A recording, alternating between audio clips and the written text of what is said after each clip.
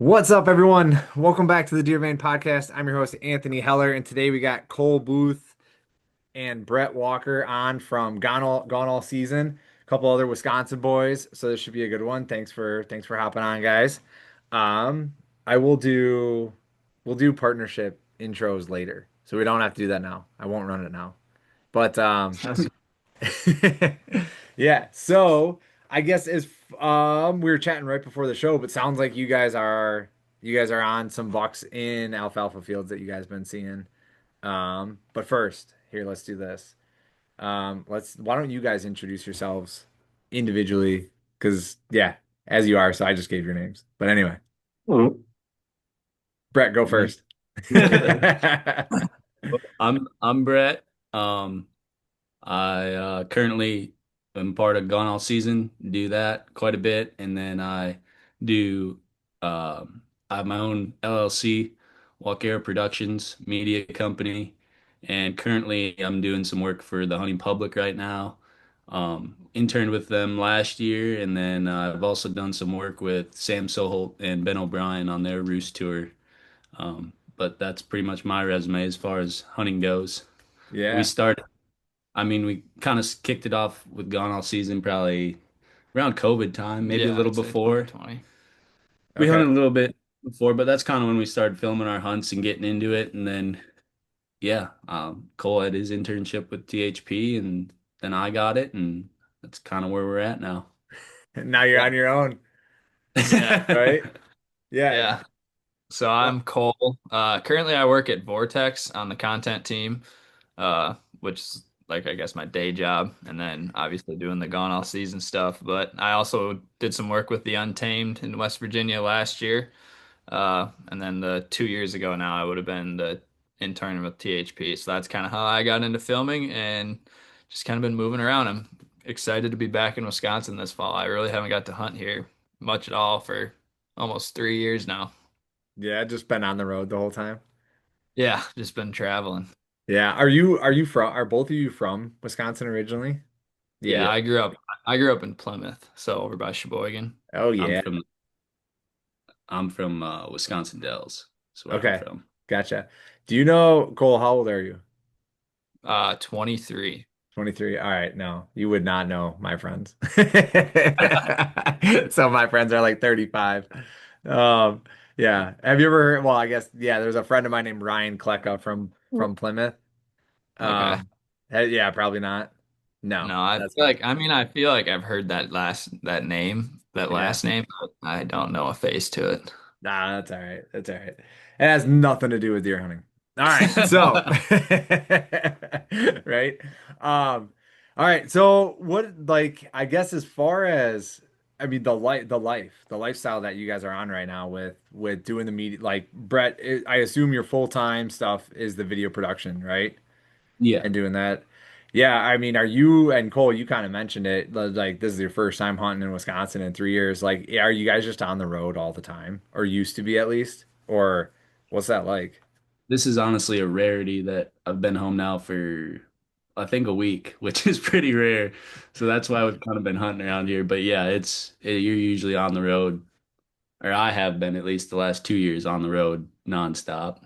You're probably Yeah, the I same. mean, I was on the road a lot in 23, and then last year I lived in West Virginia, so I was Okay. down there. I was down there pretty much the whole year, and then we traveled to states down there too. But I think I was back home for like 2 weeks last year season maybe. Yeah.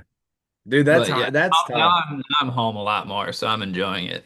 Okay, yeah, now that you actually have like a full-time employee Yeah. job at Vortex and stuff like that. I think that's some a lot of people are like, man, I wanna get a channel like Seek One or like the Hunting Public, and I want to do that. And then people start doing it, they're like, dude, I'm gone every day. And like when you're not in the tree, you're on your computer pulling cards and sorting through everything and reviewing all the footage and all that. Like, Yeah. I mean, has that started weighing on you at all, or are you guys still loving it? I mean, I love it. I Yeah. wouldn't want to do anything else. But it definitely is like there's a lot that goes into video production and making videos and trying to edit during hunting season. Like it is hard because you're tired and you don't want to edit, but you want to get content out. So, but when Right? you love it so much, I mean, it makes it easier to do. No, that's Yeah. fair. I just got back from a trip with Jake. We were out west, and I think I slept in the front seat of his car 6 out of the 8 days we were there.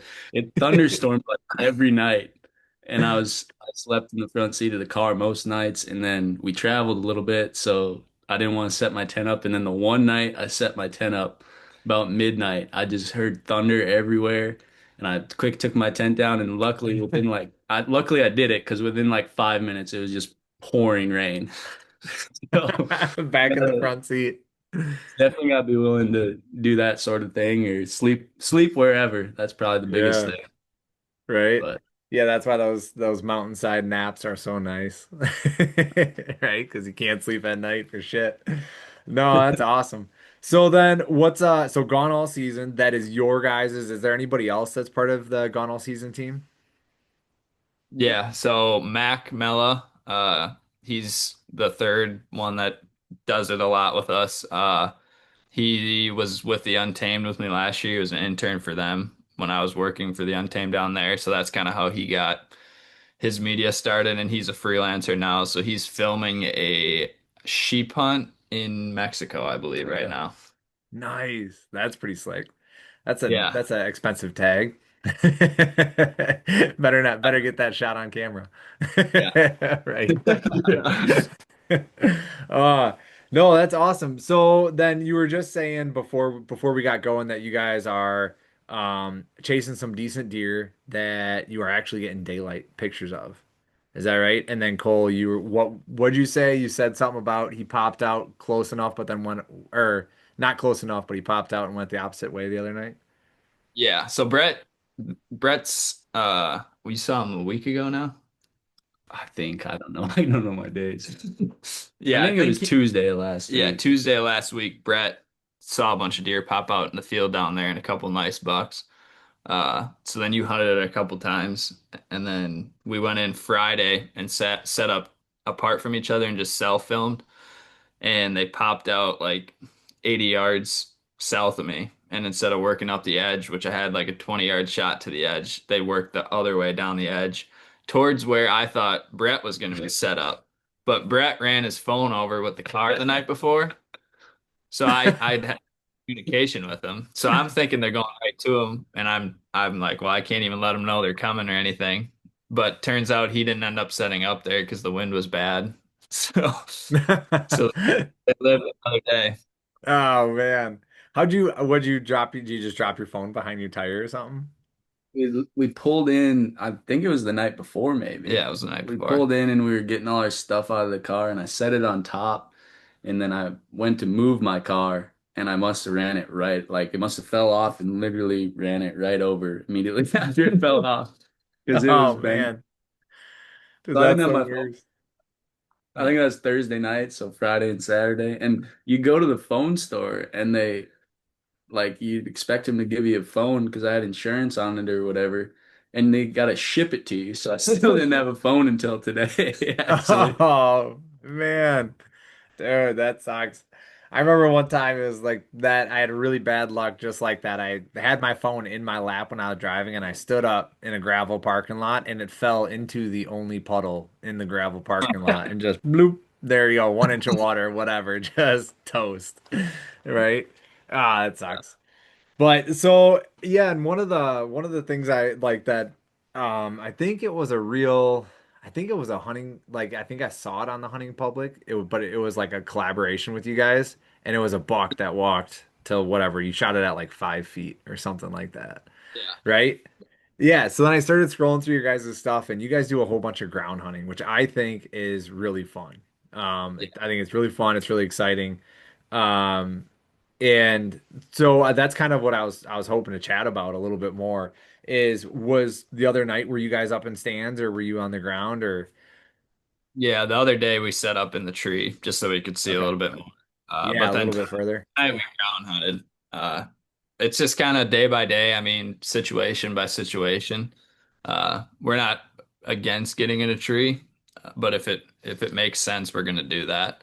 Sure. But a lot of times we just feel like we have a better shot on the ground with being able to move around. Like today, there was a bunch of wind. So like when you have that wind, you just feel more comfortable being on the ground. You can get away with more movement, more noise. Uh, but yeah, I mean, we started ground hunting probably last year the most. Yeah, I would say it's a pretty recent thing. Like we've tried it before, but really in the last year, I mean, it's something you kind of got to commit to. It's not really like, I mean, we do get in the tree a decent amount, but it really feels like if you want to be successful on the ground, you got to do it pretty consistently because that's how you learn the most and Yeah. learn what you way with when you're doing it. Sure. And Yeah. then you're trying to get one with your recurve, right, Brett? Yeah, And it's yeah, been I was going, it's been iffy. the I was shooting it really good whenever that video just came out, that one at like 5 yards. I was really confident with it, and then I ever since then I've been shooting my compound because situationally I've been wanting to shoot further. And then today, Cole and I shot a little bit, and some days you shoot great, and some days you shoot terrible. I think that's just how you have to look at it shooting trad bow. I would say Yeah. I'm very new to it. This is my first go around with it, so Like your I've first shot it. season? Yeah, I've shot other people's just messing around, but like this is my first time trying to hunt with one for real. Oh, man. Have you had any chances to draw back yet? Or no? Yeah, that buck the other night, I should have probably practiced a little bit, but I thought where we were at, we thought we saw or we're hearing another buck deeper in, and I just was trying not to move at all, but like look, if I would have known, I would have liked to practice on that one and see what I could get away with on the ground Yeah. right there. A couple rows of the corn. I think that would have been good practice, but that would have been my first opportunity to draw on one. Okay. So I've always felt that close quarter ground game, a recurve may offer better opportunity than a compound. Do you guys feel the same? I mean, I haven't shot the recurve, but I mean, just from a perspective of being able to stay lower to the ground and like just being able to shoot more instinctively and quicker. Like the movement of getting a compound bow back is significantly more because you really I mean, some people can probably draw it into the ground pretty good, but I don't know. I feel like there is quite a bit of movement trying to Yeah, get a bow back on the I think ground. the quickness is definitely the biggest thing. Like that buck picked us off the other night, but still definitely had time for a draw with the recurve. Like I don't think with a compound he's sticking around any longer No, than but with with the the recurve. compound, you probably would have shot him at 25 yards when he was Right. standing Yeah, there. that's true too. Would have shot him a lot sooner. Yeah. No, that's fair. That's fair. Now, I've always been interested in the recurve stuff. Like that's at some point in life I'll end up there. I just get so few opportunities right now as it is. I'm just like, I'm just gonna not pick up the recurve yet. But so back to the ground game stuff. So when the other night you guys were a couple rows into the corn and it looked like could you walk me through kind of like your ground setup? So like if anybody's listening to this and they're like, there's no tree in this area or whatever, and I got to get on the ground, like what are some of those things that you guys have found over the last couple of years? You're like, I wish I would have known this on day one. Um, as far like situationally, like the one the other night was kind of that where it was like, well, there's no trees, not even trees that we could really sit behind or between anything like that on the ground. Um, we had corn, I mean, there's corn everywhere right now. Yeah, That's a yeah. pretty easy. If the corn wasn't there though, I would say like what we always look for is something, I mean, we're looking for a good hide, but like we're always looking to be able to move again. I think is the biggest thing is sometimes people will build themselves a ground blind with a bunch of sticks and good cover, which we're trying to find the best cover we can. But I think we always look for an escape route because if you see that deer 80 or 100 yards up moving, like we always feel like we could probably move on it and we want to be able to get out of there quiet. So I think that's something that always goes through our mind. But number one's definitely cover. I Yeah. mean, Yeah. I mean, just even like when you're on the ground, like I mean, you can anticipate where they're gonna come from sometimes, but if you pigeonhole yourself to be like tucked in somewhere and like a deer starts coming hard left on you and you can't get your body turned or you can't like shift around a bush or something, Like I don't know. I feel like that's something that I've really looked for, especially when I have a higher like visibility area where I'll probably see the deer before he's within 50 yards. If I have all the leaves cleared out, if I have all the sticks out of my way, like that's one thing we always do is get stuff out of the way so that when we need to move on the ground, we're not breaking sticks or stepping on a leaf or anything.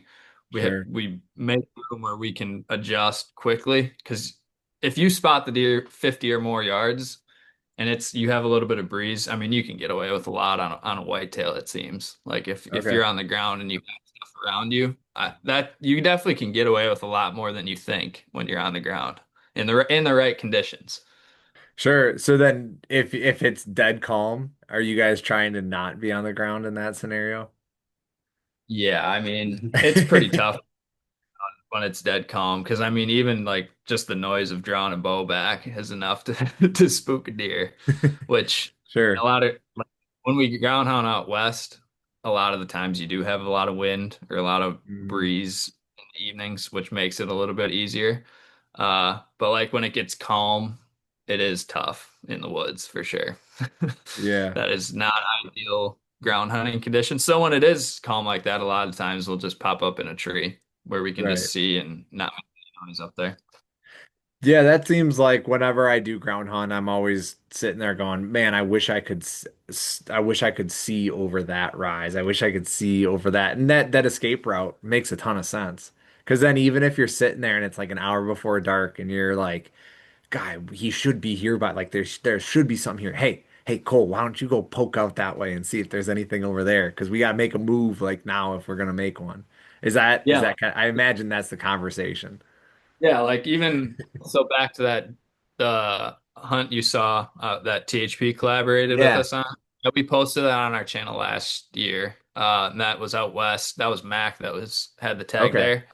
Like that was a situation where I mean that trip we had he missed one at the second day, and then we had one, a really big one, come into like 15 yards, and we just were in a bad situation where he kind of saw us and was coming to look at us, but he didn't really know what we were. And then Mac just couldn't get his bow back before he took off, which Uh, was uh, how but do we you, had a bunch of opportunities that week. Like that week alone was like the craziest ground hunting we've ever had. just a I mean, lot of opportunities, a lot of yeah, a yeah, lot of a lot chance. of opportunities. We were all over the deer.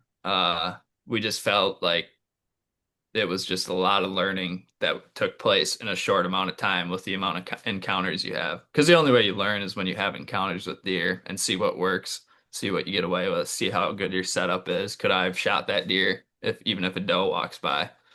Yeah. So what was the big lesson from the heartbreaker? How could you have Yeah. done that better? That one was we just rushed it. So we like it was a big thunderstorm in the afternoon and it finally quit like an hour and a half before dark. So like we it was kind of a tight time window. So we hustled out there and I just climbed a tree, like just physically no sticks or anything, just to look out into a bean field. And there was a big cottonwood that all three of us kept getting in just so we could see down in this cattail slough and in the beans.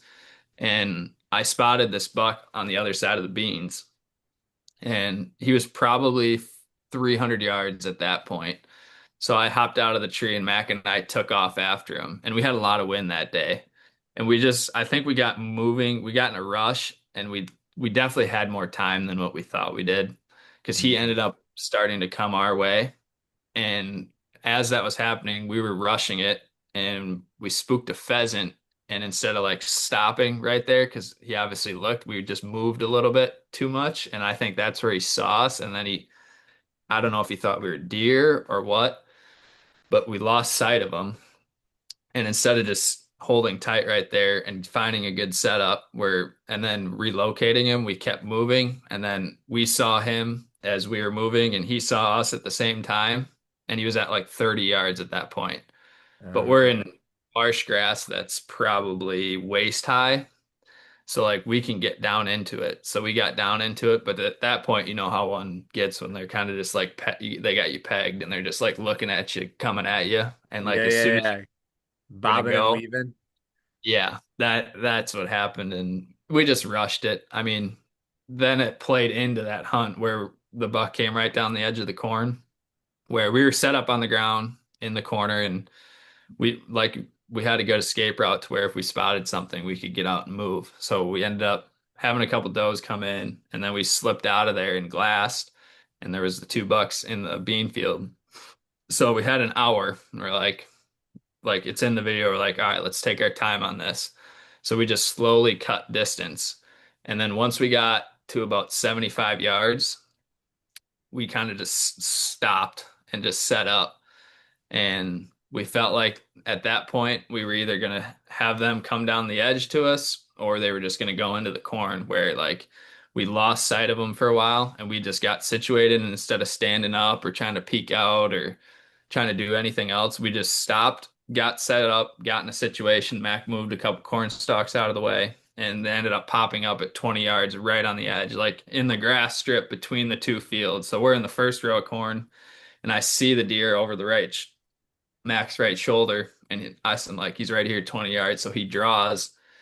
We do have really good wind. It's blowing a lot, so we do have quite a bit of cover, uh, like noise cover. Deer feeds, he can't shoot him because of the angle of the corn, like the deer's right down the corn. Uh, and he lets down, and then eventually he starts coming at us again, and that's when Mac draws again. And I mean, yeah, he shot him at probably 3 yards. Right. That was just wild, wild, wild. Yeah. That's nuts. And I think like I do in the springtime I just run and gun turkeys. I don't this was the first year that I ever did a blind, and I ended up getting out of the blind within an hour and trying to run and gun them. Um, That's but that heavy. is something over the years that I've learned is like you can't peek. Like Yeah. you can't peek, and you gotta either they're coming or they're not. Yep. Right? And you just gotta sit down and wait for it and be ready. And especially like turkeys at least, you know, their eyesight's so good. So if you peek, like, you know, you're gonna miss their quarter-sized eyeball that's right there, and they'll Yeah. get you. But yeah, no, I can totally understand why you'd want to, but it's so nice when all of a sudden, oh my God, yes, they are there. He's there. He's here. He didn't turn away and didn't, you know, fade off into the sunset. Yeah, Here he but how many, comes. I know just as a younger hunter how many times I'd move or try to be looking, and then I'd just get caught. And I mean, I even think like the ground hunting for deer helped me turkey hunting this year because I feel like we gotten a lot better setups all year. We're like they're not seeing us until we're gonna kill them, Right. which is pretty cool. Like I really felt a lot of confidence with turkey setups this year more than I really have in the past. Nice. No, that's slick. So then with I guess in your guys's experience, like I mean, going around and you're hunting all these different states, you're hunting all these different properties, and I have to imagine, like you said earlier, it kind of it's situational. You're like you're not against tree stands, but you're also not against ground game. And I know people who are like, dude, I can't hunt here because there's not a good tree to get in. You know, it's like, well, then sit on the ground, right? If that's the spot, that's the spot. So then what is it? I guess from your guys' perspective, what is it that would dictate when you guys think a ground setup is probably more optimal? If you're right, you got your maybe you got your saddle or your stand on your back and you're looking at it, you're like, well, I could set up or I could be on the ground. Like, what do you guys, what's the thought that goes through your head when you're trying to figure that one out?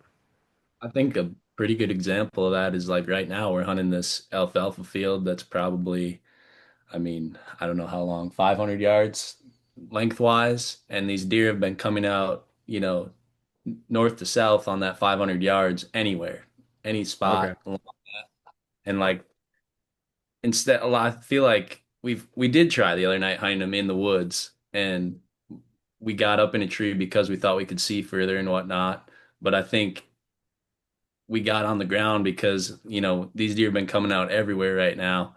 That way we can move on them wherever they come out as long as we keep the wind in our favor, I think is how, like what I'm looking at right now as Yeah. far as getting on the Yeah. ground. And I mean, early season around Wisconsin and like the Midwest states where there's big woods, it definitely is hard to hunt on the ground early season. If Yeah. you're not on an edge of a cornfield or hunting an alfalfa field or a bean field, like it is pretty hard to hunt on the ground now just because there's so much growth like in the Yeah. woods, in Wisconsin. So like we're not doing a ton of like in the timber ground Yeah. hunting at this point. Okay. Uh, But as the leaves come off and as the rut picks up, you get those dewy mornings where the leaves are all wet and you can slip around pretty quietly and you can see quite a bit because a lot of stuff is falling over. The leaves are all off. So, Yeah. yeah, I mean, it definitely depends time of year for sure. Like around here, when it feels more optimal to ground hunt. Out west, we really don't tree stand or get in the saddle. Like we've done it to glass just to have an advantage for height wise because it's so flat out there in places. Mhm. Uh, but that habitat, there's no leaves on the ground to crunch. You're just walking around in grass, so you're not making a lot of noise. Right. A lot of times you can just make a lot of moves on deer early in the year when the corn's tall and the beans. And Right. You just slip around. I would say more often than not, we get in a tree for mostly visual purposes to either spot something. I mean, we don't really like the term observation sit. We want to always be hunting. Like Yeah. don't really do that, but in theory, we do more often than we probably think. Where yeah, we're like, tonight we're gonna play it safe, and we want to sit back and just be able to see. But like last night, we did that, and we saw 3 deer, and we were like, "Wow, this is what we got up here for when we could have been down in tight to those deer," type yeah. of thing. And I mean, sometimes just situationally, like when you bring your stuff in, you have this plan, but you get in there and the wind is just completely different than what you thought it was going to be. Mhm. And there might not be a tree that you can get in where you have to adjust and get on the ground somewhere or make a little blind setup. And sometimes there is just better cover on the ground than there is in the tree. Especially later in the year. I mean, I feel like if you're not in like a thicker area, it's pretty easily to get picked off in the skyline of the woods for sure. Yeah, I totally agree, and you bring back a memory from last year. We have this portion of our farm, and you bring up a couple great points. One, the wind being doing whatever it wants to do, right? I know you hunt, Cole, you hunt a little bit in Southwest Wisconsin, and those hills and valleys, like it might say north, and then you get in the valley and it's east, southeast, and you're like, what the hell, right? Like I was planning on this, and this is not what's happening. So then you Yeah. got to figure something out, right, on the fly. Um, so like I definitely understand that, and then we have like a walnut grove, and all the walnuts, like the loggers came in and they're like, we want all these. All these are like 10,000, $12,000 trees. Like we'll take all of them. And because they're just straight as a beanpole and they're naked all the way up. And so you got to get to like 30 feet, otherwise you're getting picked every single time, right? But the ground, there's some multiflower rows, there's some smaller bushes and stuff. You can actually get into that and not get picked as long as you got a Yeah. decent wind. Yeah. So I do, you make a great point, Brett, with the big alfalfa field. And I think that is something a lot of people can relate to is like, well, when I sit this stand, he pops out here, and when I sit this stand, he pops out there. So like, why not get on the ground? And if he pops out somewhere else, then you can slip that edge, right? And just run down that edge and hopefully get within.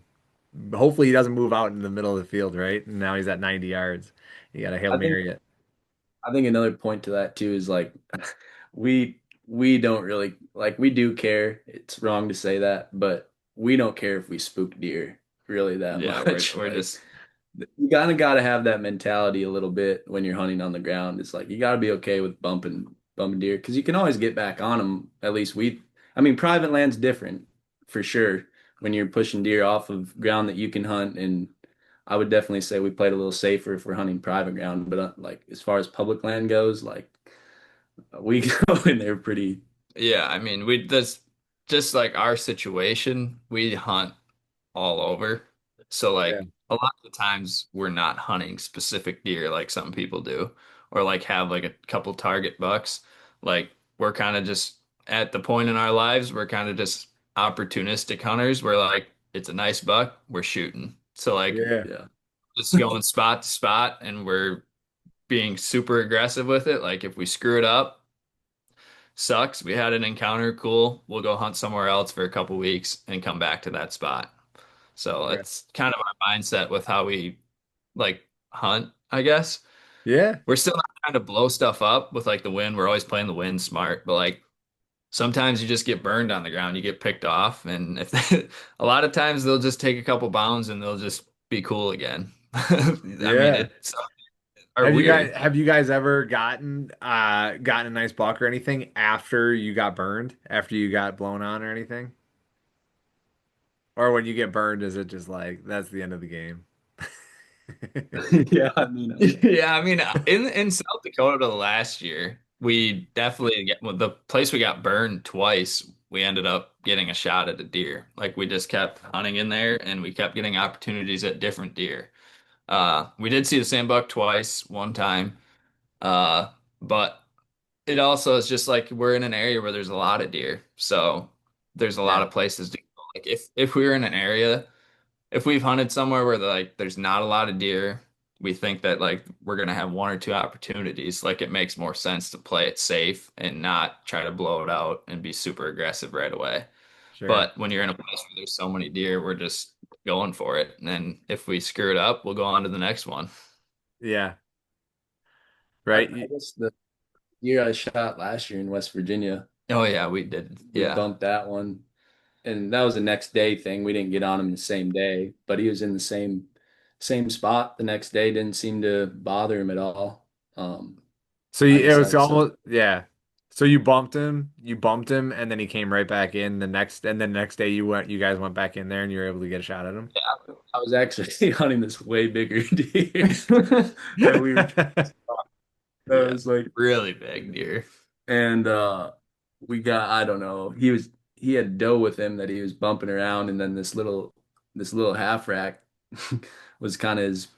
I think every day we saw the big one, we saw him, and he was kind of his running mate. And then I came up over this over this little knob at full draw, expecting the big one to be there, and Cole and I both saw this this half rack, and we thought he was like, no doubt 3-year-old half rack buck, like.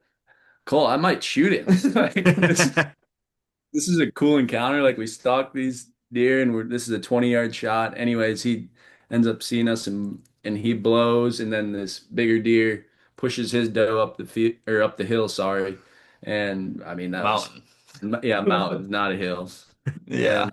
And it was like 80 some yards or something like Yeah, that. that was a super cool hunt. We were in our socks for like a mile and a half in the mountains of West Not Virginia. not smart. No, that Definitely we the last regretted time that. I do Like that. I literally whole time my sock was ripped up by the time it was over, but we thought it would be a deal like we're oh let's take our boots off for the last 100 yards here and be really quiet. Well, that 100 yards they're chasing this doe around. That 100 yards turned into 800 yards, and then well he went over this ridge. Do we go back and get our boots or do we climb this mountain and see if he's up there? So we climbed the mountain in our socks and then went up so far from our boots. Yeah, that was so many rocks out there and Yeah, whatnot. but that was a deal where like the I mean what you've probably experienced it like when they're in the rut like that, sometimes they have no clue what's going on. And like if I feel like if you can identify that on the ground, I mean they're if you just go in there and make some noise, they're gonna probably think you're a deer and come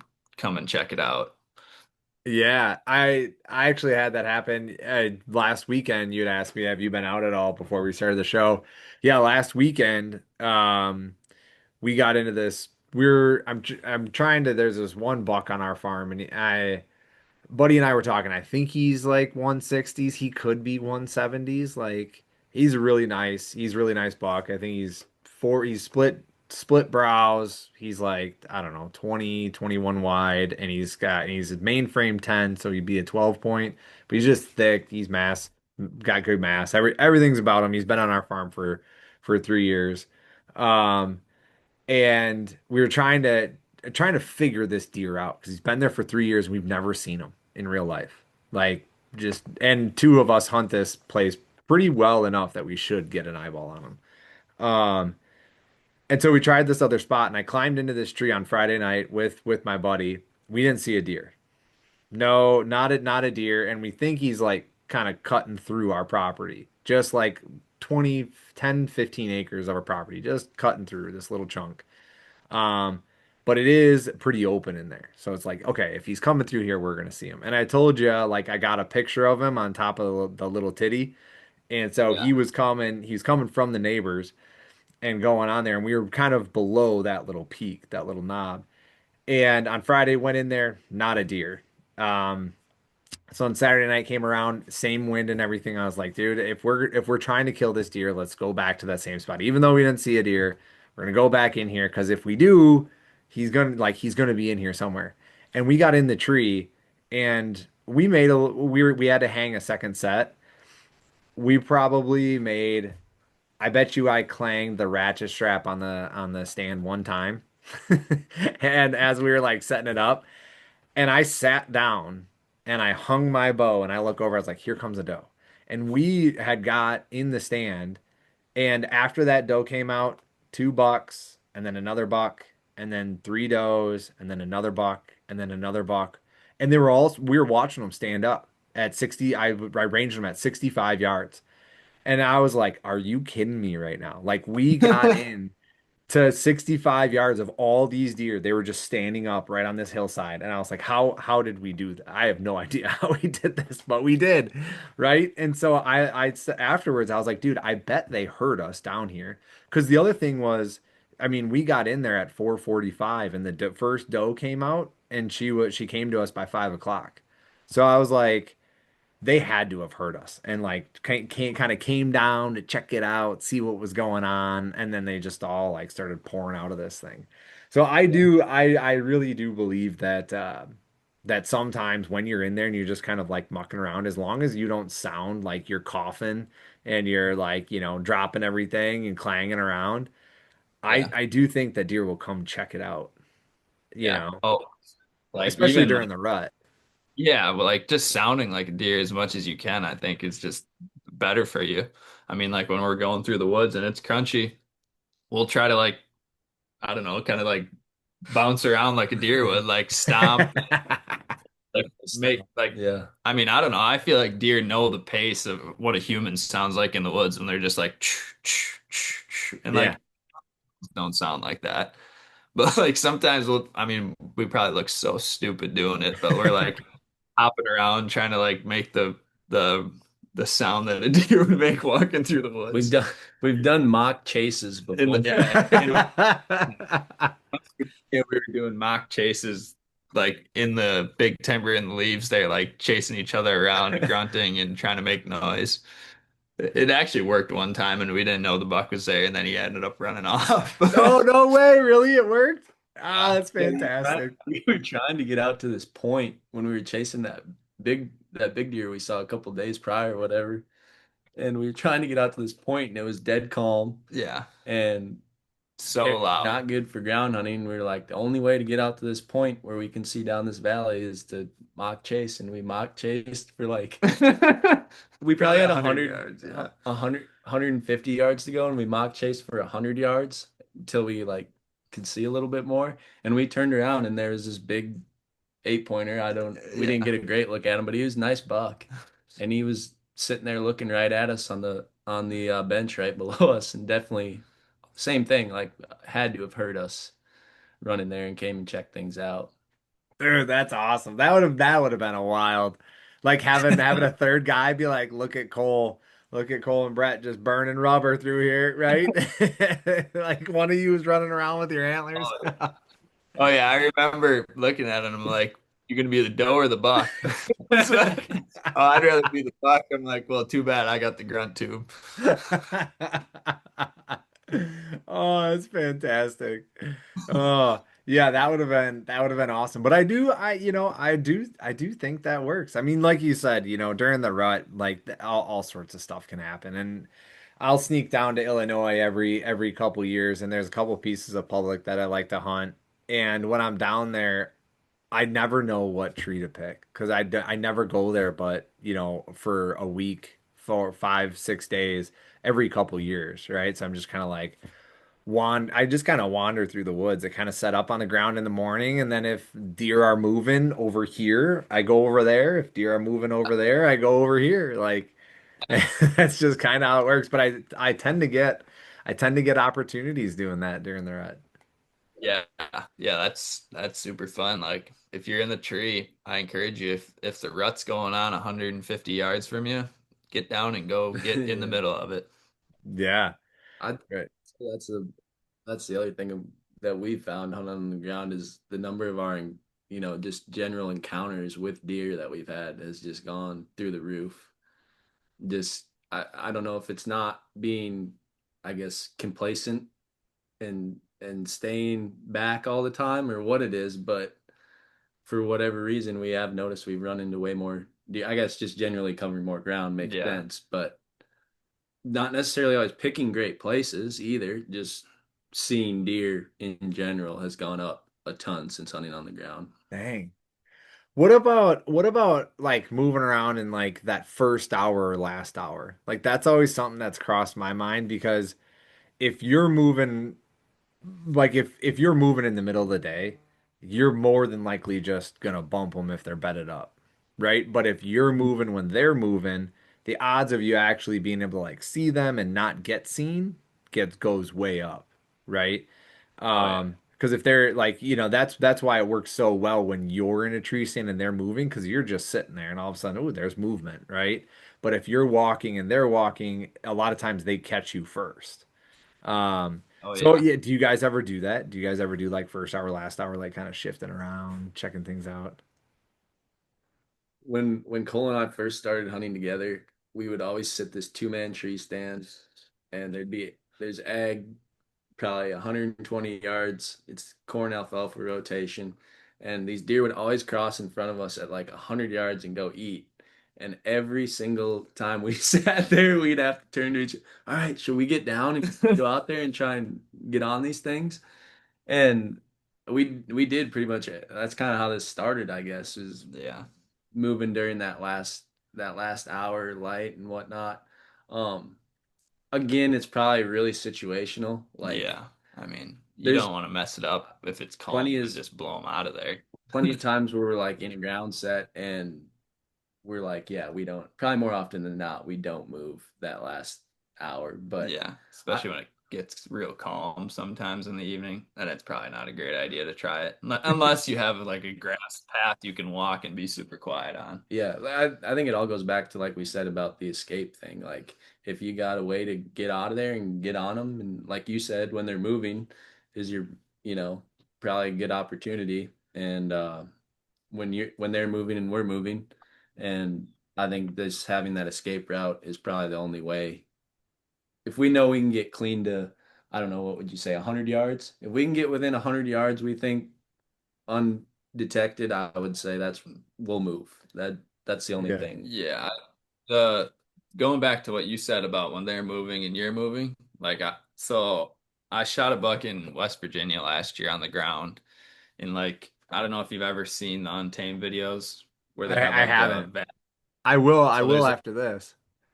Yeah, I'll have to send you the link. It's super cool because like it's all reclaimed coal mines. So they mine it and then they plant like clover and a bunch of vegetation in it. And so for like 6 or 7 years after it's mined, it's super good glassing because you can see deer in there because it's kind of just like all just regrowing. But they love it in there because there's a bunch of new growth. Clover is planted in there and there's just a lot of habitat for them, but it's like a bench every 30 yards down the mountain. And it's a 10-yard wide flat bench. And then it goes up and there's another one. And in this valley field, there was probably 15 benches on it. And we ended up spotting a buck like 9 a.m., 10 a.m. And I went after it and Mac was filming me and we went after it and we crawled to probably 35 yards of him in his bed and he was below us on that one of those benches and we came on the bench above him and then started like sliding down on him and it was just getting too calm where like he was getting kind of weary. He'd hear us but he could never see us because it was super thick. And but he ended up throughout that day he bedded 6 times. We were within 40 yards of his bed 3 times that day, just moving around on him. But like he'd be moving on this bench, and we'd be on the bench above him, just like paralleling him and like peeking up and just seeing him right there. And there was a couple times where he was moving, and like we came around, and he's like, "Oh God, there he is!" But like he's moving at the same time and feeding. And I don't know, I just felt like that was one of the coolest hunts because we got on him at like 9:30 and I think I shot him at 5 p.m. that night. Oh dang. So you So were on we them were all day. We were on him all day, and it was I think October 16th or maybe even the 14th. But yeah, we were on him all day, and we watched him bed 6 different times throughout the day, which was How, super. yeah, how far did he move throughout the day? Like, did he Yeah, move like 50 yards or like 200 yards? so the first bed he was in for like an hour, and then he got up, and we were coming in on top of him, and I thought I was going to be able to have a shot at that angle, but then once I got in there, there was just too much stuff. I never had a shot. So he got up and he moved and went up 2 benches and then walked back down. So he was probably on his feet for 30 minutes, bedded again, bedded for like 10 minutes, then walked down another bench and bedded for a while. And we got in position to where we were like feeling pretty good. He was going to get up and work the bench towards us. We were probably 60 yards from him at that point. Gets up after probably an hour or so and moves, starts walking at us and goes 10 yards and beds again. So he goes 10 Yeah. yards in bed and he probably laid there for an hour. It was like he would lay there for maybe an hour most of the time and then move. But sometimes he'd just plop down and you could tell like he never really relaxed in his bed, like he didn't like it. Like he didn't like what the wind was doing or something, or he didn't like where he was, and he would get up and shift. But like sometimes he'd feel real at one point he fell asleep in his bed. We saw him like close his eyes and lay his head down and like, all right, let's go. So we started moving on him and got right above him and started coming down on him again. And he got up again and walked away from us. It was just like cat and mouse, like no, never, he just seemed to never go the direction where we were going to have a shot. He'd always get out of there somehow, but he never really spooked from us. And then finally he bedded again and we ended up crawling down and getting right above him. And there's like the autumn olive bushes out there. I don't know if Hmm. you're familiar with Yeah. those. I am just from shows. Yeah. Yeah, we weren't super sure where he was, and like as we are like getting there, we just hear him grunting in his bed, and we're like, "Oh well, he's right here." So we just found it. At that point, it was like if he came out left or right of that bush, we were gonna be able to shoot him, unless he just got up and walked straight away, and he ended up coming right, and I shot him at 35 yards. So Dang. yeah, it was super cool, and that was just a case of like just moving with the deer all day long, and just yeah, I don't know. We just got away Yeah. with a lot more than I ever thought we would. Yeah, that's why I wonder how unique that is because a lot of people think like when a buck beds, they bed in the same spot all day. And there's a little bit more. Have you guys seen that there's that guy I gotta chat with him or I gotta watch more of his videos, but he like basically took a season off and he just flew his drone every day. Have you Yeah. guys seen that guy? Yeah. Yeah. I don't know how I feel about it yet because it's realistically, it's a very small sample size. Like he's probably doing everything on one property, right? But you just wonder how much I how much deer, like more mature deer, actually will move throughout the day. Is it 100 yards or is it like 500 yards? Like it sounds like that deer was playing like connect the dots and just doo doo doo doo doo doo Yeah. all like He was all over the just like place. probably a 200-yard circle. He just moved it with me. Yeah. So like, yeah, and then there's other deer, that I like this buck that I'm trying to kill. Like I got one picture of him at noon on a mock scrape and I set it up the day before. So I think he was just coming in to check it out because he probably heard me in there the day before, putzing around, and then wanted to come see what it was. Because that was another one because I went in there at noon and I made the mock scrape and I was not quiet. Like I got in there and broke a bunch of branches, cut a bunch of stuff down, did I was a human for sure, right? Got that thing set up at noon and I had three does on it at 2 o'clock. Like they came in trying to figure out what that was, right? Oh yeah. Guaranteed. Yeah. So, Yeah. so yeah, that was like, deer coming in to check stuff out. But that's where I got the picture of that buck that one time, and he's never been back since. So I think he was just in there messing around in there. But like, how far is he moving? And I'm willing to bet that it seems like there are no rules about hunting. Like if like that's the one thing that if someone says bucks always do this, like those are the people you need to stay away from. Because Oh those are the yeah. people who like that it's just not the reality. Like I bet you some deer move 200 yards like this one and other deer, sit in the same spot all day. Because because of the pressure, the factors, the scenario, or whatever it is. I don't know. That's something I always kind of wonder about, you know, every Yeah, time. it is super cool to see it. Like just we've got to witness it a couple times being close to bucks. Like the buck that Mac missed in South Dakota, we spotted him at 4 o'clock maybe, and we crawled in close to him again, like 30 yards from him in like the cattails. And I mean, he got up and down 6 or 7 times in like the same spot. Like he would just stand up in his bed, look around. I don't know if he was feeding on stuff or what, but like he'd just go up and down every 20 minutes and wouldn't Hmm. really move. And finally he got up and then he was going. So that was different than the West Virginia deer moving around a bunch in his bed. Then there was that West Virginia deer last year too, where we we weren't sure if he was still in there or not, but he didn't move at Oh all yeah, no, the he never entire got day. up. Yeah, we watched a buck bed, and we lost him behind one of those autumn olive bushes, and we tried to like make sure he never came out of there, but it's thick, and you're never sure in the back of your mind, like, is he actually in there? Is he actually in there? I Yeah. don't know.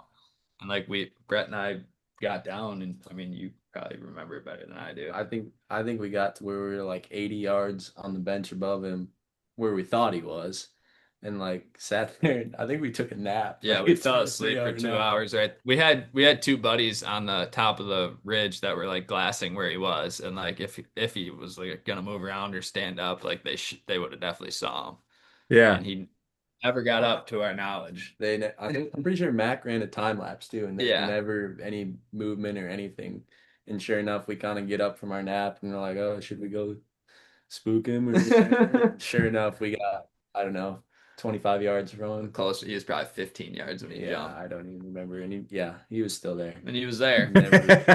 Yeah, he was still there. Literally, we just talked ourselves out of it. We were like, "There's no way he still. We would have saw him by now. Like, there's no way he's still in there." And Yeah. sure enough, And there he was. that was probably a 9 a.m. to 3 or 4 p.m. Yeah. So if you guys would have given it another hour or two, Oh, you might have been able to kill him. so it was so And he stupid. probably, We were on him for so long, and then we just decided at like an hour before he probably would have got up and moved for the evening. We decided, oh, let's just try to stalk in there and see if we can shoot him in his bed, and blew him out of there. because we had watched all the bucks in that area were running this one bench that we were 30 or 40 yards above, and that was literally the one he could have went out in the top of the holler, which is pretty. We hadn't seen a buck do that No, all he week. wasn't going that We were way. almost certain his only way was right below us, and we just gave up on it too early. Yeah. That was a hard lesson to learn. Yeah, yeah. Done Got so. yeah, got a little impatient. Yeah. Dude, something about waking up from a nap in the woods, you're like, I gotta go do something. I gotta go. I Yeah. gotta go. I gotta like I can't continue to sit here because I just sat here for how long? Like I Yeah. have definitely done that where you're like, I'm gonna do an all day sit and you take a nap at like 10 a.m. and then you get up at like 11:30 and you're like, I gotta go reset. I gotta go hang somewhere else. What am I gonna do now? Like I haven't, nothing woke me up, so nothing's here. Yeah. We're not good at the all day sits. We're good at those. Dude, Yeah. the key, this is what I have found is you gotta bring the jet boil. And you gotta break up the day and you gotta be like, all right, we're just gonna hang out for a little bit here. And you take a break from hunting. Yeah. Yeah. Oh yeah. That is my when I do my all day sits now, that I will and I want to like actually go and like, nope, you're gonna do it. I will bring the jet boil and I'll go hang out in the woods for a little bit and I'll mentally just climb down and just hang out. And I'm like, well, my bow's in the tree. If something comes by, it comes by. It is what it is. Have you had luck midday at all on those all day sits ever? Seeing deer every now and then. Yeah, it's almost always during like I don't usually do it unless it's during the rut. But I Yeah. will say this, man, one of my buddies, and this is a strange property. You can't like I don't think you could recreate. I don't think many people recreate it, but it's a 20-acre chunk and 5 acres of it is a cemetery. So you got 15 acres and it's in 5 acre squares, right? So you got 15 acres, and one of my buddies he walks through the cemetery and he gets in his tree and he overlooks the edge of the cemetery. And I'm like, dude, this is creepy, man. And he got in there and he does heavy machine operating, like he works on road crews and stuff. So in the winter he doesn't work. So basically he kind of quits work in early October. And I know there's a lot of people who continue to, if anybody here is a heavy equipment operator, like you can continue to work. He's like, I basically finish up in October and then I'll take a few months off to go hunt and do whatever. So he's like, I had nothing to do today. So he went and got in the stand at 10 and he shot one of the biggest, is like 165, 170 inch buck at 12:30 on October 5th. And I was like, Jeez. what are you doing in the tree stand at noon? He's like, I just had nothing to do. I threw a PB&J, so I went and sat in the tree. I figured I'd sit there till like 7 or 8. Shoots him at 12:30 on a scrape. And I was like, dude, that's nuts. He's like, yeah, it's pretty cool. And I was like, so he has the luck midday. I have, let me just think. I don't in terms of actually killing a decent buck midday. Um, no.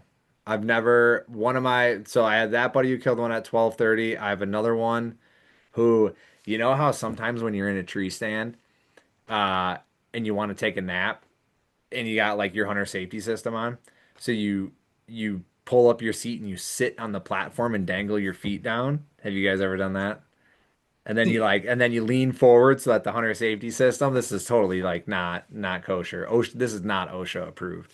But but yeah, so my buddy did that one time and he sat down and his feet were dangling and he was just like sitting there napping and he had like, a million squirrels, right? And he heard like some squirrels coming by and he's just laying there with his eyes closed. He looks up and it's the number one buck and it's at like 20 yards in closing. And he's just sitting there and he's like, it went under my feet. And my feet are just dangling there. So he goes, so it went by, and thank God he like stopped and started munching on some acorns because I was able to get up in my tree stand after he'd passed me and he shot him at like 32 yards or whatever. But I was like, Jesus Christ, of course, only you. Um, but no, personally, I have not had the midday, the mid like I've seen deer midday for sure, during the rut, but not the hunting, not the actual like the bucks I'm trying to get. Do you guys or Yeah. no? Uh, I'd say, I mean, the midday six, a lot of the times when we're hunting midday, it's because we've bedded a deer or saw deer in like a pocket that they're bedding in, and that's when we'd hunt them in their midday. We don't really sit ever. I've never sat all day. Like, I personally have never sat all day just because I probably should during gun season and stuff, but I just don't have the patience. I just like moving around. Dude, so yeah, on the show, the people who hunt like full time, they don't do midday sits. I've asked that question. So this is, I think we're at like episode 240 or something like that. And I've asked a bunch of guys who hunt like full time if they do midday sits, and they're like, no. The odds just aren't truly there. And because I hunt 70 days a year versus the regular person hunts like 10 to 15. Like, no, I can take my midday breaks. Otherwise, there a lot of them Yeah. say it gets to be like a grind. Like it really impacts the grind scenario is just constantly being out there. Yeah. Yeah. Yeah, it's a lot, especially when you're on out of state trip, you always feel that pressure like God, I should just be out there as much as I can because I have only sorry, a limited amount of days. But yeah, we've never really had a ton of sits that we've seen deer. I No. think I've made one all day sit in my life. And I had a great day, like middle of the day. I saw a lot of deer, but I've never shot one middle of the day. No. Nope, I'll do a 2 to 3 all day sets every year. So like, yeah, because nowadays my schedule is like I kind of hunt weekends, some weekdays if I can swing it. Um, because yeah, my wife coaches volleyball at the local high school. So basically that's September and October, like every day after school and some weekends. Um, so I have 3 kids now. So then I manage the 3 kids during the week. So if I can swing like this Wednesday. So for everyone listening, this is Monday. So Tuesday in Wisconsin, a cold front's hitting, or Monday. Monday it hits tomorrow. It rains all day tomorrow, and then Tuesday it's supposed to rain. So I'm like central-ish Wisconsin. So it's supposed to rain until like 8 or 9 a.m. And then you got the cold front. Like Tuesday night's probably going to be fantastic hunting, and so is Wednesday. It's probably going to be really good. Would you guys agree on that? Oh yeah. Yeah, for sure. Yeah, yeah. Yeah. So my personal luck is after a rain. Like anytime if I'm out after a rain, even if it stops at 9 a.m. Like if I had Tuesday, I'd be in the tree at 9 a.m. or like 8:30. Because I Yeah. just personally believe that the rain like keeps deer down and it keeps them bedded because they hate it and they can't hear, they can't smell, they can't see. Like they just do not, they get scared during a rain. They don't want to move. And as soon as it stops, like they want to get up and go do something. And I think there's a window, like if it stops raining at 9 a.m., I believe there's like a 9 to 10:30, 11 o'clock window where they're going to move 100, 150, 200 yards. That's my Yeah. personal Yeah. opinion. Yeah. I mean, I don't know. I feel like they're when it rains, they want to go work a scrape. Then after is just kind of my thinking sometimes, like go freshen up a scrape. Uh, but yeah, I'm just excited to be able to wear a sweatshirt in the woods. I really haven't been able to wear anything but like the lightest shirt possible all year long. Right? Yeah, what do you, yeah, whatever Brett has on right now, that's basically what I've been wearing, those super thin quarter zips, right? Yeah. Yeah. Yep. I'm just excited. Something a little warmer and maybe my hands will get a little chill to it. Right? Where you grip the bow and you're like, "Ah, I can't hold on to this too long because my hand's gonna get cold." Yeah. And the bugs. I cannot Oh wait for the yeah. bugs. We've been getting eaten alive by Oh mosquitoes. yeah. Well, on Yeah, his I had my eye. eyes got all bit up today. But By yeah, it's gnats or skeeters? mosquitoes. I always get like big welts from Yeah. mosquitoes for a couple for like an hour or two. But yeah, Ah, it's dude. I don't know. I It's been so hot. I mean, it was so nice right before season open. It Oh yeah, was the like a week week. before it was like 70. Yeah. Yeah, it was great. And then it's just been hot, hot, hot. Hmm. Yeah, I know that was one of the other really strange things about when I got in that tree stand and the deer stood up at 65 yards. It was 85 that night, and they were out and about doing their thing like at 5 o'clock. So, but yeah, so for everybody in Wisconsin that, or even if you're east, because I know one of my buddies, he lives in Michigan, and he would always be like, I'm like, hey man, cold front's hitting on Monday, so that means it's hitting you on Tuesday, right? And then it titles off or tailspins off of that. So like if you can hunt Tuesday or Wednesday this week, which would be October, what is that, 7th or 8th, I think there's gonna be a lot of people who post daylight photos of trail camera bucks. I think that's gonna happen. And then there's gotta be a lot of people that say, guys should have been in the stand.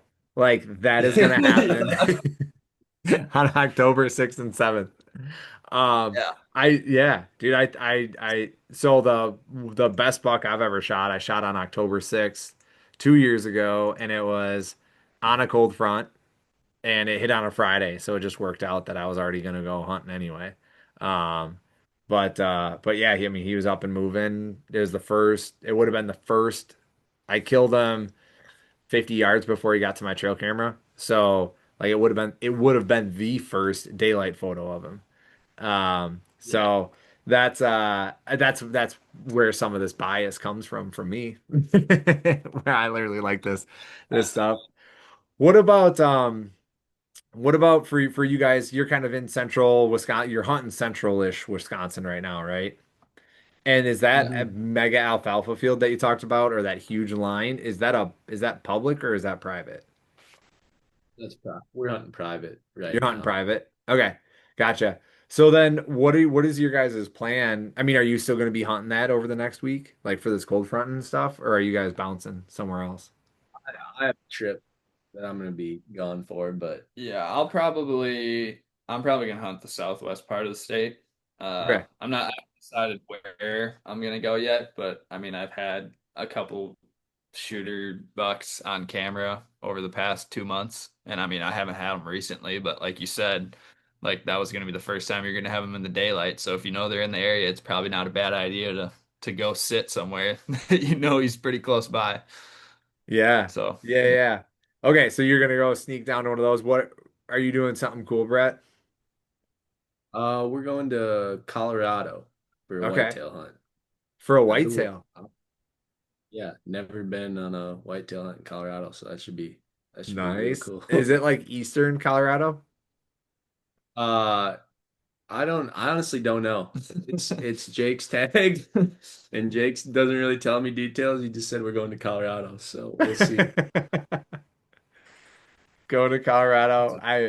Yeah, I know a couple guys who've shot whitetails in Colorado, and it's all been, you know how, where do you come in? Like when you're coming from Wisconsin, you go to Colorado, you go through Iowa, and then is it Kansas?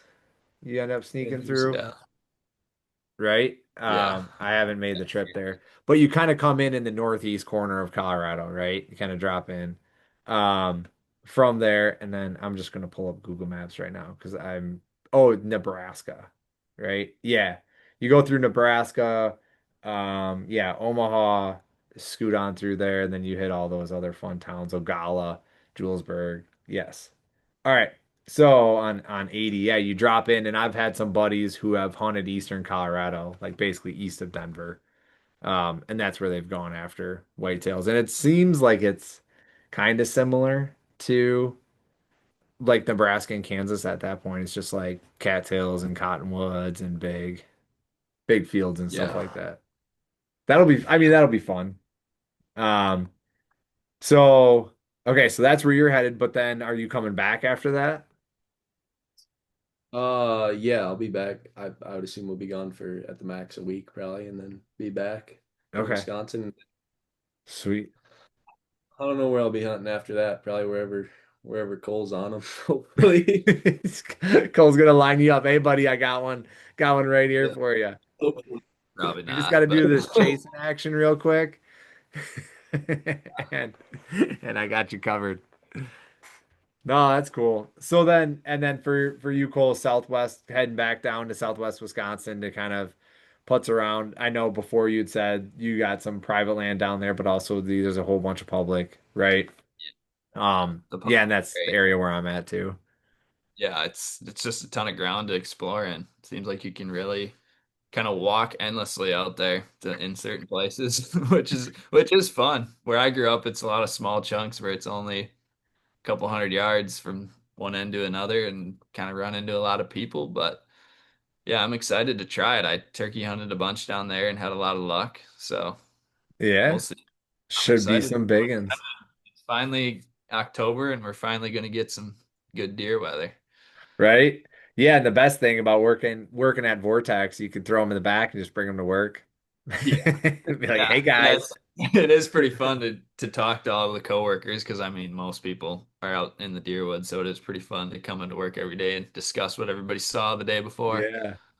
Dude, that is actually legit. Because I got a some buddies and because you know how like do you guys run cell cams?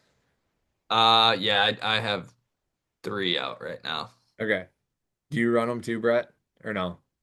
Just the one Cole sends me. Okay. So like one of the things my buddies and I have started doing is when when we get really good buck movement nights, it's like, holy cow, two nice ones, two shooters moved. We send each other a text in the morning like, hey, did you get any shooters moving? And it almost always is actually lining up. Like when shooters on my piece are moving. So yeah, we're just outside of Dodgeville and I have two friends that also have pieces in that area and it kind of lines up. I'm not saying every time, but like 8 out of 10 times, it's like, hey, dude, I had shooters moving last night. Did you? Yep, I had shooters moving. And then we're like, hey, total dud last night. Nothing. And they're like, yeah, Deadsville.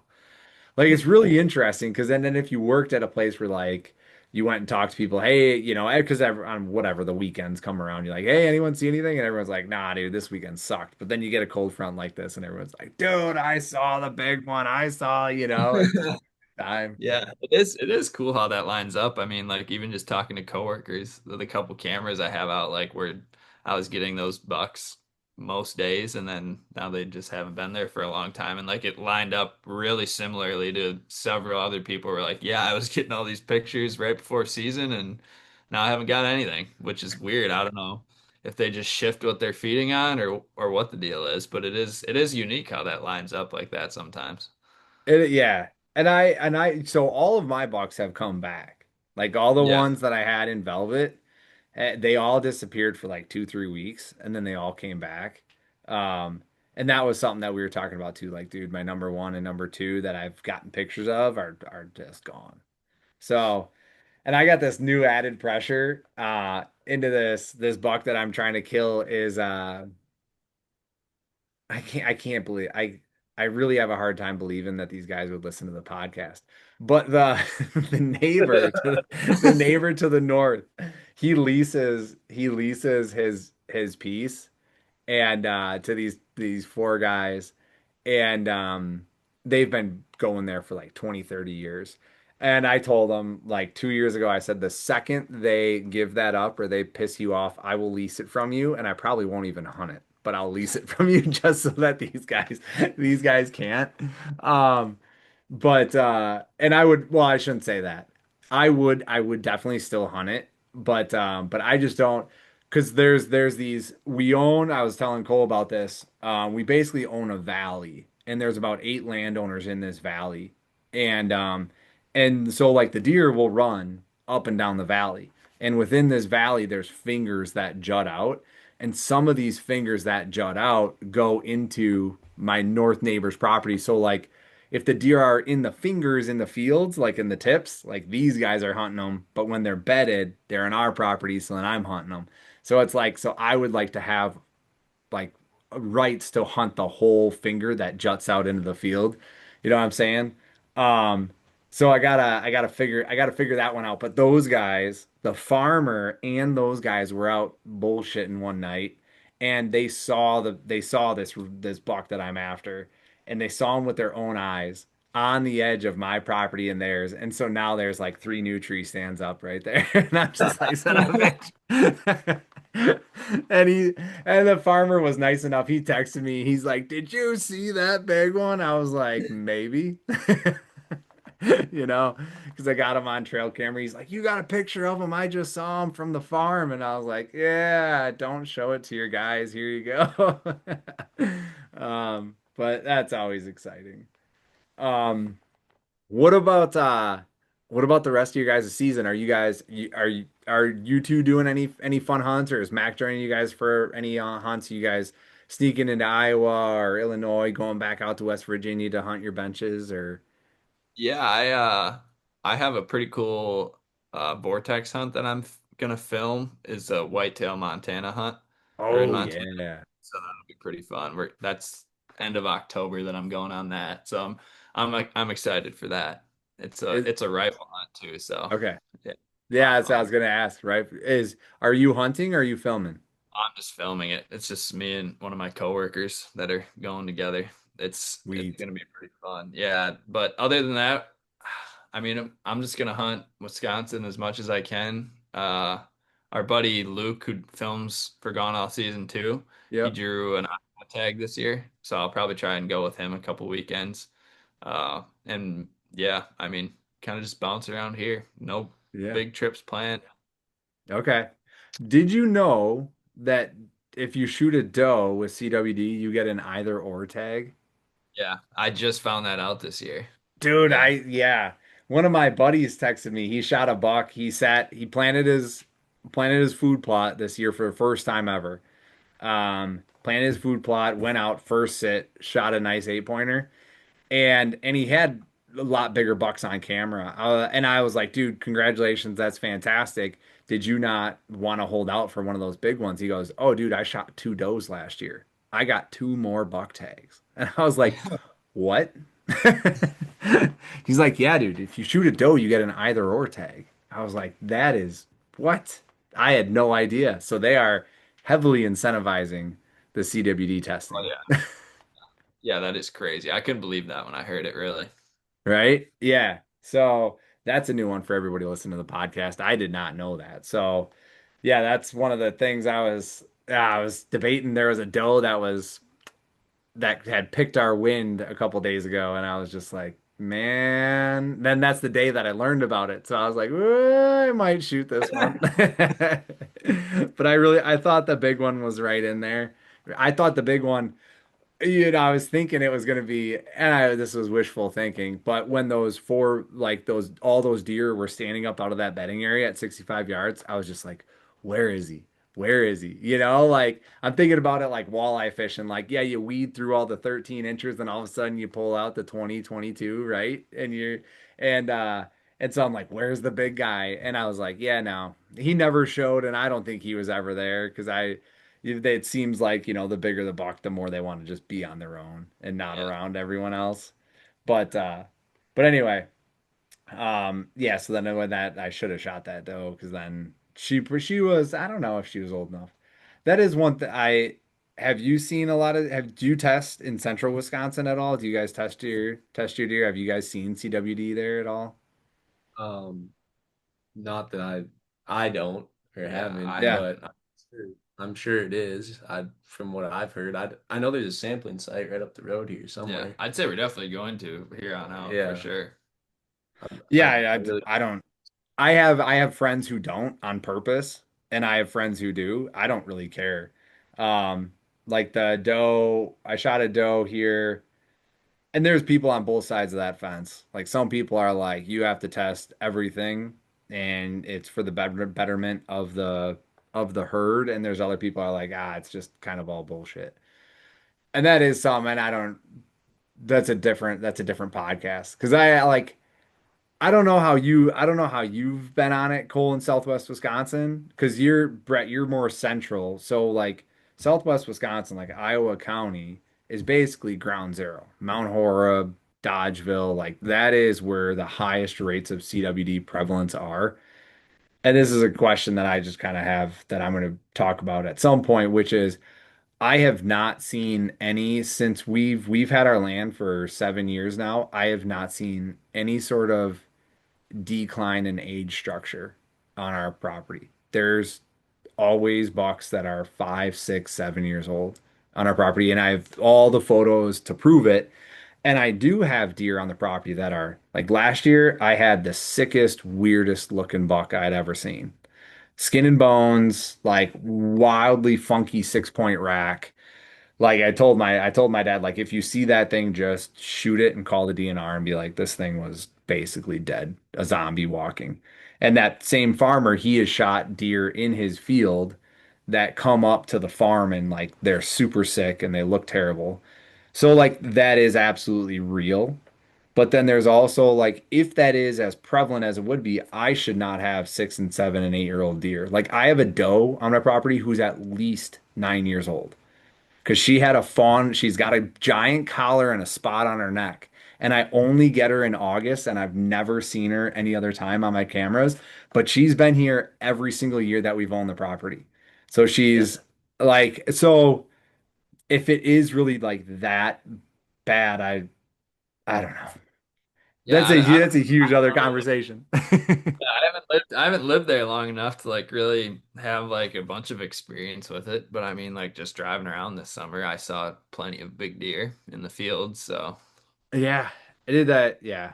And the dog trackers, I talk to trackers kind of every year. I have them on the podcast, and I have a few that are friends in real life. And they say like when they're the biggest bucks in Wisconsin that they are tracking, the biggest ones are kind of coming out of that southwest corner. yeah, And that's biased because that's where they are. I'm sure there's obviously big bucks all over the state, but they're like, no, like the biggest ones kind of come in Richland Center is like they're like if I get a call to Richland Center and the guy tells me it's a nice buck, it's probably a really nice buck.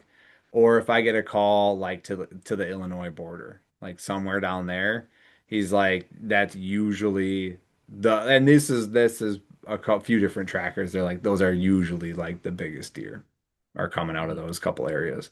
But either way, long story on that. Brett, what do you got going on the rest of the season? I got this hunt coming up this week, and then I got Wisconsin, but I'm actually not a resident here anymore. I live in Iowa now, Okay. so I would tag as well. Um, and yeah, Iowa. I'll just be hunting probably Iowa and Wisconsin, and I think that's it. I don't think I have any more out of state after this next trip. So Okay. Sweet. Are you hunting public or do you guys have some private in Iowa that you can hunt or I'll be hunting public in Iowa. Yeah. scooting around? Yeah. How has the trail camera rules affected you there?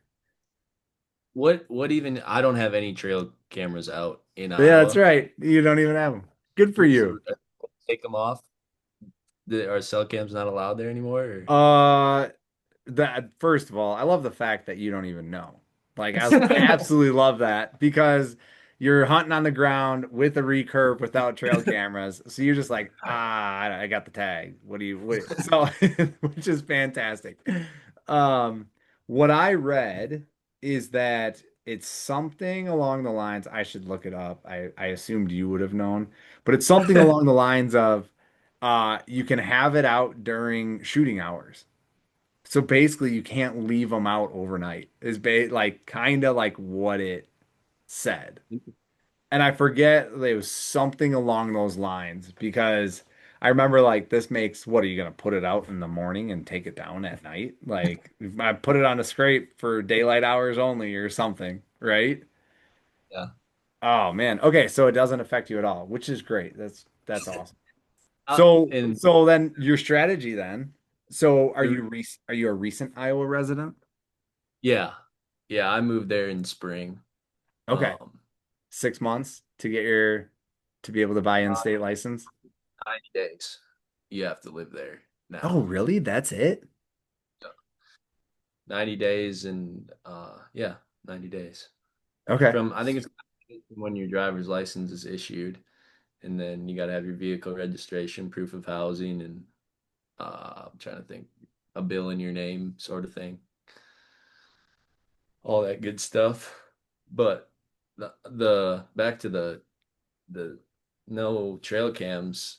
Last year, I hunted with Ted down there for the better part of October and into November, and we had a bunch of cell cams out, and we were chasing deer all over, probably a pretty good ways. I don't even know how many miles, but long drives and chasing these cameras back and forth, and having deer on them all the time.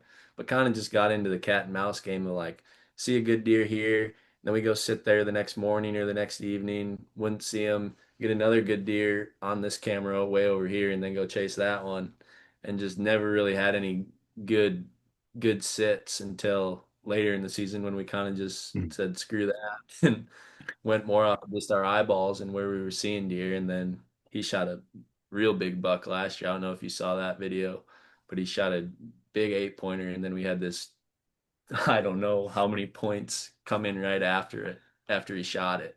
Pretty crazy hunt last year. Is that I'm trying to think about it. Is it like I think I did see that because it like tree rows kind of or was he Yeah, like on the edge? we were on the edge and had some like cedar, like a cedar row Yes. beside. Yeah. Yeah. And yes, because you guys were like you got down to check your arrow or something like that, and you're like, there he is. Like here's another mega, right? Yeah. Yeah. Yes. You'd ran into like I remember, yeah, because there you'd ran into like guys or like loggers or somebody on the road.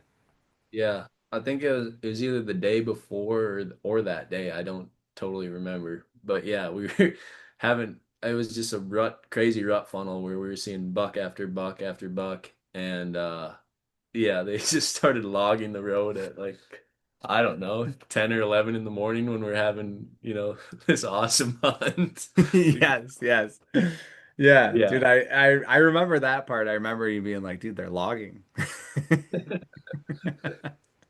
Oh, no. So that's, I mean, that's really cool. So then basically, I mean, you're going in and just using your eyeballs and looking for sign and checking things out and setting up and doing it. Doing it like a real man. That's good. That's real good. probably take me a lot longer to kill, but that's how I'll be going about it, I guess. No, man, I mean, all jokes aside, like I aspire to that. Once I have a little bit more time in my life, I will be doing It's something definitely really similar. it Just is 100% a time thing too. Like it's because I have time to hunt like that. Like if I didn't have time, I would 100% have cameras where I could legally mhm. and do it that way. Because Yeah. I think it's bad to say someone's anti. I said that once that I was against cameras, but I think cameras. I think you should use whatever technology best helps you to succeed in the field. And if you're using them the right and legal way, I think there's definitely a place for them. And I can't lie. I love when Cole sends me a picture of a buck that he's got, or I like going. I still run regular cameras and pull the cards, and like I love checking those cards. Like that's Yeah. like Christmas morning to me Yeah, still. those So are fun. I will never say that I don't like cell cameras or anything like that, or Yeah. cameras in general. I think there's definitely a Yeah, place. they're cool. I mean, just to even see like random animals on them, that's cool Yeah. to me. Mm. I mean, just like seeing if you put a camera up and like I pulled a card today that I put out in June and like ended up having a really nice buck on it. And I'm like, wow, that's awesome. I mean, I if I would have had a cell camera there, I probably would Exactly. have been hunting it the last 2 weeks, but I didn't. So whatever. But I mean, Right. it is super fun. I don't know. I go back and forth. I mean, I think it's a fine line of I just try to not get too consumed by them and like hunt. I try not to hunt off of them. Like if I feel like I have the right wind and it's like this cold front coming in, like even if I haven't got a picture of a buck and whatever, like who knows? You could be walking a trail every single day, 20 yards away. Hmm. You never know. Yeah.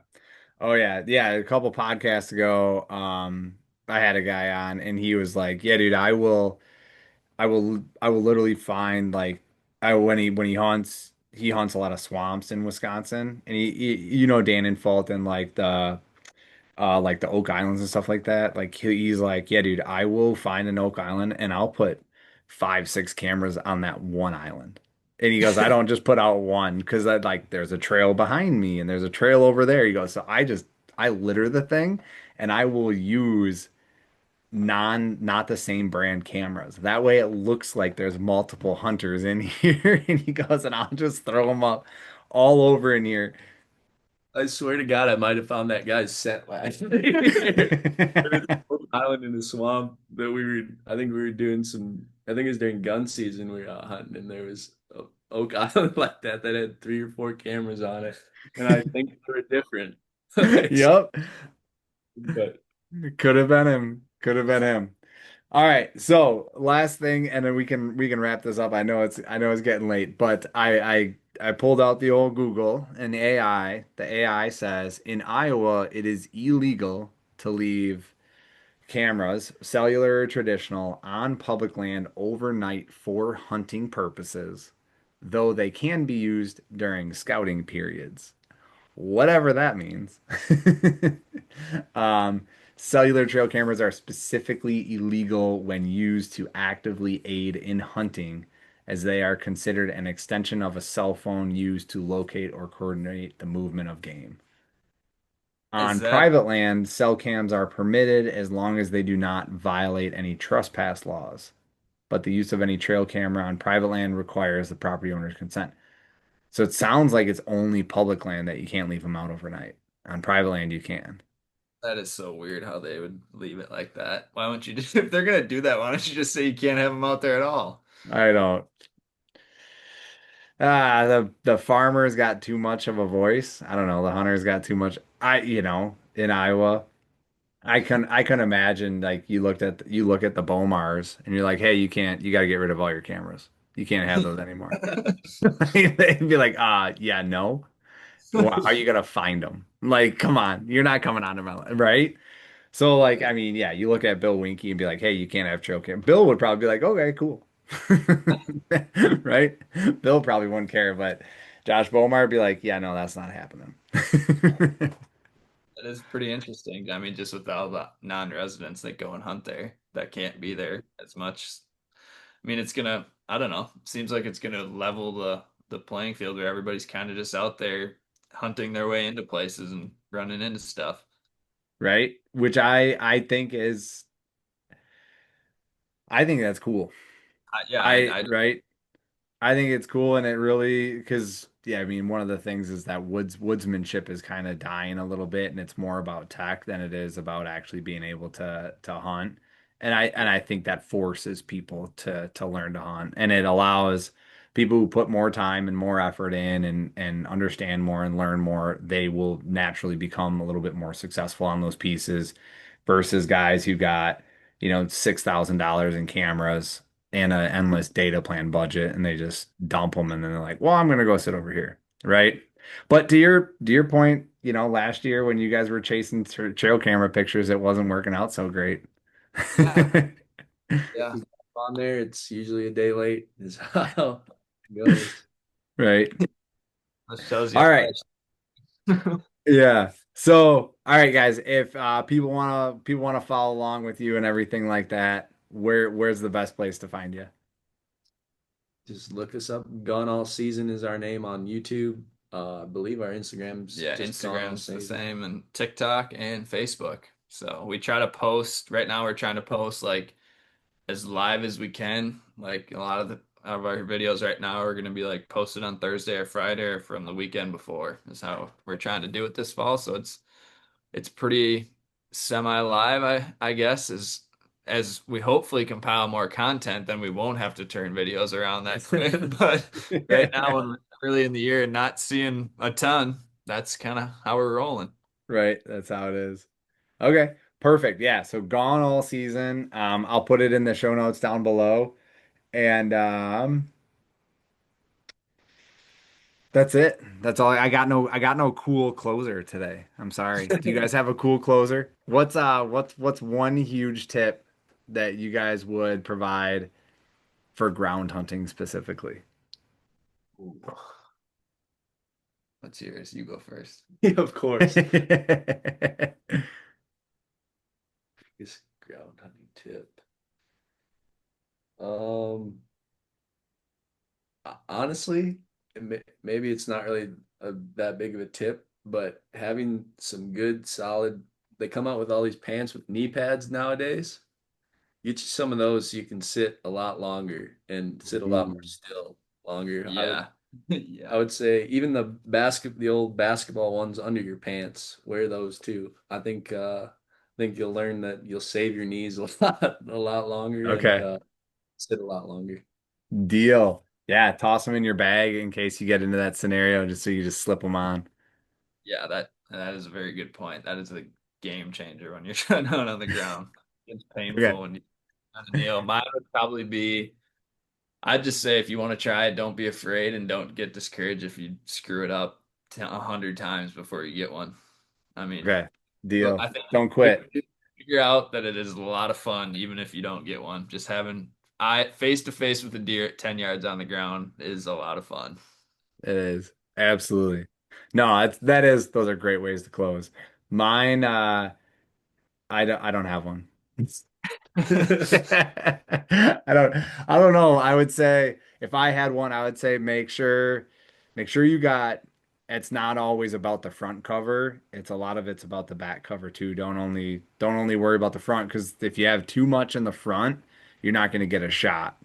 So Yep. you have to have enough and then movement is your best friend. So just try to limit it. Yeah. That would be mine. All right. With that, thank you, boys. Thank you so much for hopping on tonight. I really appreciate it. For everybody listening, if you guys enjoyed the podcast, please like, subscribe, tell a friend. Word of mouth is my best friend, and we will catch you all next time.